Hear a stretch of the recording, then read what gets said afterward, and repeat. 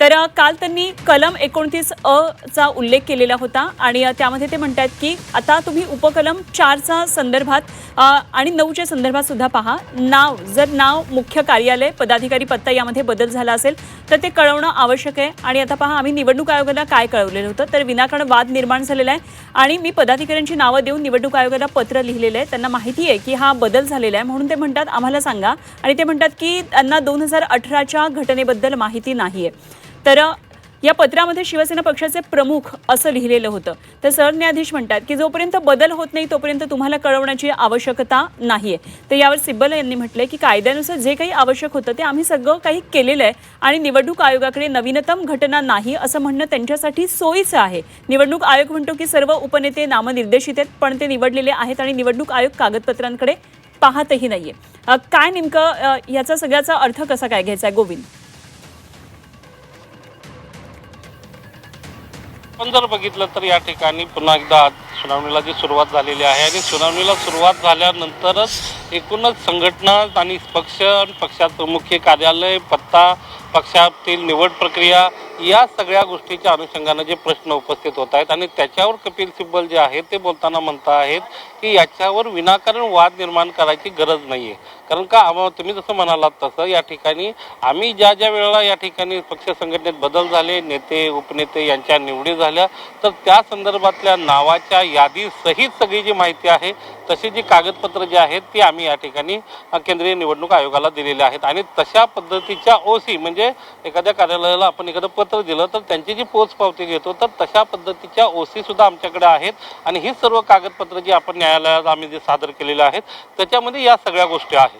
आता सगळ्यात महत्त्वाचा मुद्दा म्हणजे कालपासून जी चर्चा सुरू होते की जर घटनाच नियमबाह्य आहे, असंविधानिक आहे, तर या ठिकाणी एकनाथ शिंदेंना या ठिकाणी मुख्य नेतेपद कसं दिलं, परंतु त्यावरच या ठिकाणी एक प्रश्नचिन्ह उपस्थित होत असाही नवा प्रश्न निर्माण झालेला आहे की ज्या वेळेला उद्धव ठाकरेंना शिवसेनेचं पक्षप्रमुख पद हे देण्यात आलं त्यावेळेला त्याची सुद्धा या ठिकाणी तरतूद नव्हती असाही एक प्रश्न जो आहे, असाही एक युक्तिवाद जो आहे तो समोर येतो आहे आणि मग त्याला मान्यता कुणी आणि कशाच्या आधारावर दिली आणि ही सगळी जी माहिती आहे ती निवडणूक आयोगापर्यंत पोहोचली नसल्याचाही निवडणूक आयोगानं दावा केलेला आहे। त्यामुळं एकूणच उद्धव ठाकरेंचं असलेलं पक्षप्रमुख पद असेल किंवा एकनाथ शिंदेचं मुख्य नेता पद असेल या सगळ्या दोन्हींच्या संदर्भात कुठलाही आम्हाला या ठिकाणी माहिती मिळालेली नाहीये आणि सगळ्यात महत्त्वाचं म्हणजे आज एक आरोप ही या ठिकाणी करताना कपिल सिब्बल म्हणाले की केंद्रीय निवडणूक आयोग जे आहे त्यांना सोयीच्या गोष्टी,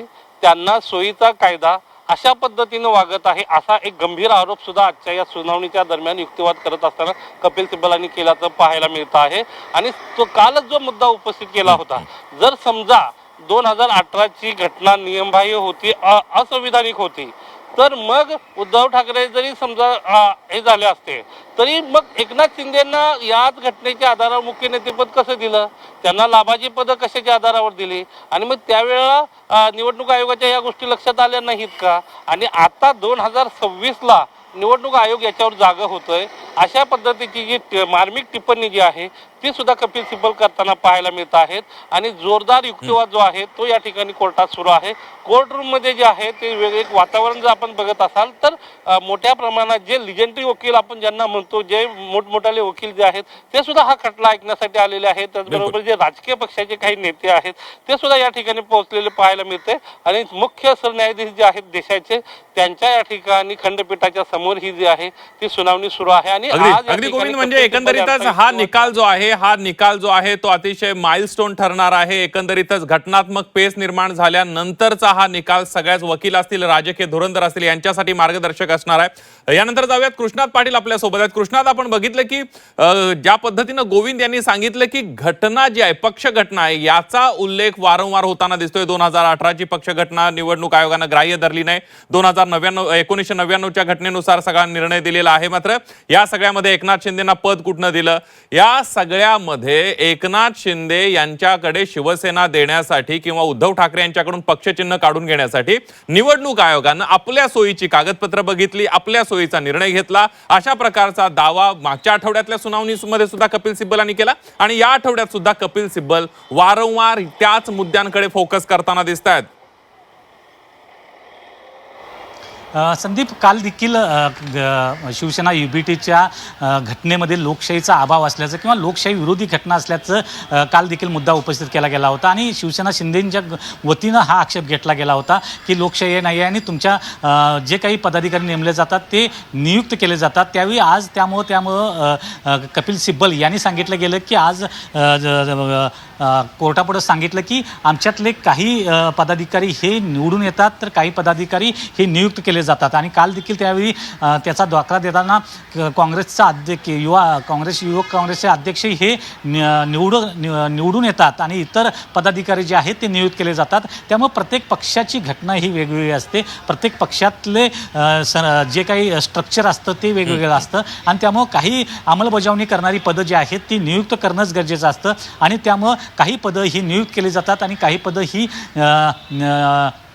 निवडणुकीच्या द्वारे भरावी लागतात. त्यामुळं तशा पद्धतीनं प्रत्येक पक्षाच्या घटनेनुसार अशा प्रकारे काही बदल होत असल्याचं त्यांनी सांगितलेलं आहे. आणि जर आयोगानं जेव्हा विचारलं असतं तर आम्ही नक्कीच या संदर्भातली जी काही कागदपत्रं आहेत किंवा जे काही प्रश्न उपस्थित केले असते तर नक्कीच त्यावेळी दिले गेले असते.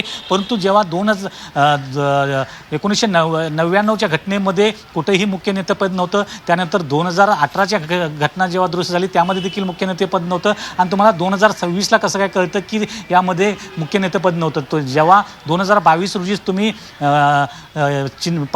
पक्ष देता, चिन्ह देता आणि मुख्य नेतेपद देखील बहाल करता, अशा प्रकारे जे मुद्दे आहेत ते कपिल सिब्बल यांनी मांडलेले आहेत. आणि यामध्ये आणखी काही मुद्दे यामध्ये ॲड करावे लागतील, ज्यामध्ये 1999च्या घटनेमध्ये पक्षप्रमुख पद केवळ होतं, कुठलेही पक्षप्रमुख मुख्य नेतेपद हे नव्हतं. आयोगाला जे पाहिजे होतं ते आम्ही ज्या त्यावेळी दिला गेला असतं जर त्यांनी मागणी केली असतं. आणि प्रत्येक पक्ष घटना जेव्हा बदलली गेली 2018ची त्यावेळी देखील आम्ही सर्व कागदपत्र ही आयोगाकडे दिली गेली होती, परंतु त्या संदर्भात कुठलीही कागदपत्र किंवा आयोगाकडून किंवा तिथल्या अधिकाऱ्यांकडून ती पाहिली गेली नाहीत.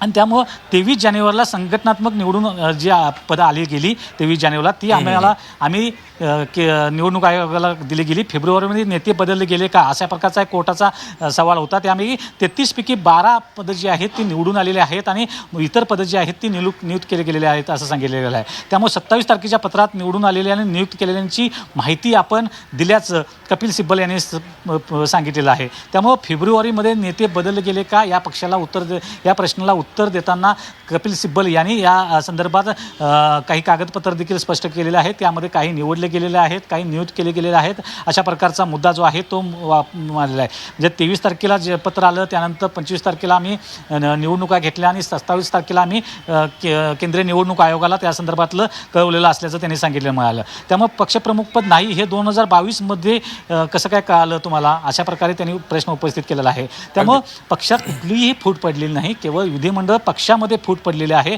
आयोगाचा निर्णय हा परिशिष्ट 15पेक्षा विसंगत आहे. परिशिष्ट 15ला किंवा आर्टिकल 15ला धरून नाही असं त्यांनी मुद्दा उपस्थित केलेला आहे. त्यामुळे घटनेतील बदलाचा आणि संघटनानं सर्वांच्या बदलाचा कुठलाही संबंध नसल्याचं कपिल सिब्बल यांचं मत आहे आणि पक्षात कुठलीही फूट पडलीच नाही अशा प्रकारे त्यांनी दावा केलेला आहे. हा युक्तिवाद करताना केवळ विधिमंडळ पक्षातील फूट हीच निवडणूक आयोगानं ग्राह्य धरली. पक्षातील फूट झाली आहे का हे पाहिलं गेलं नाही. त्या संदर्भात दिलेली कागदपत्र पाहिली गेली नाहीत. 19 लाख दिलेली प्रतिज्ञापत्र कुठलीही पाहिली गेली नाहीत. अशा प्रकारचा एक युक्तिवाद कपिल सिब्बल यांच्याकडून केला जात आहे सध्या. अगदी गोविंद तुपे आपल्यासोबत आहेत. गोविंद, आपण बघतोय की आता पुन्हा एकदा कपिल सिब्बल यांनी म्हटलेलं आहे की ज्या पद्धतीनं निवडणूक आयोगानं केंद्रीय निवडणूक आयोगानं दिलंय ते घटनेपेक्षा पक्ष घटना असेल किंवा कायद्यापेक्षा विसंगत असल्याचा निर्णय दिलाय. पुन्हा एकदा कपिल सिब्बल तोच युक्तिवाद करताना दिसत आहेत. ताजे अपडेट्स काय आहेत आता कोर्टातले?